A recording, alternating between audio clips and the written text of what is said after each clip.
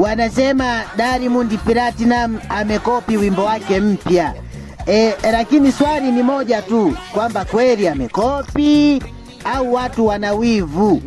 Hebu tuwe wa kweli kidogo jamani. Kila siku mnasikiliza Afrobeat, amapiano, bongo flava, alafu mkisikiliza vibe imefanana kidogo tu mnakimbilia kusema kopi. Jamani, sio kila kitu ni kopi. Wakati mwingine mtu amekuwa amekuzidi level tu. Yani Diamond Platinum kwanza ana experience, 2 ana soko, anajua nini watu wanataka kusikia, ndio maana akitoa wimbo unaingia kichwani faster. Alafu nyinyi mnaita kopi. Ndugu zangu, hii ni talenti plus akili ya biashara. Alafu kama ni kopi, ingekuwa rahisi, kila mtu angekuwa Diamond Platinum leo. Yani kama kopi ingekuwa rahisi kukopi, basi kila mtu angekuwa Diamond Platinum leo. Kama kopi rahisi, na wewe kopi ili uiti.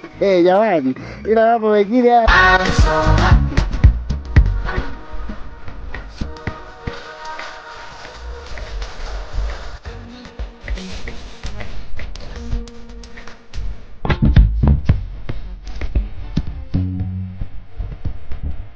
now.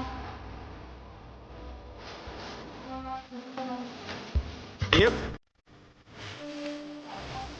Agbabola, how much is money? It's not Balling. Allah.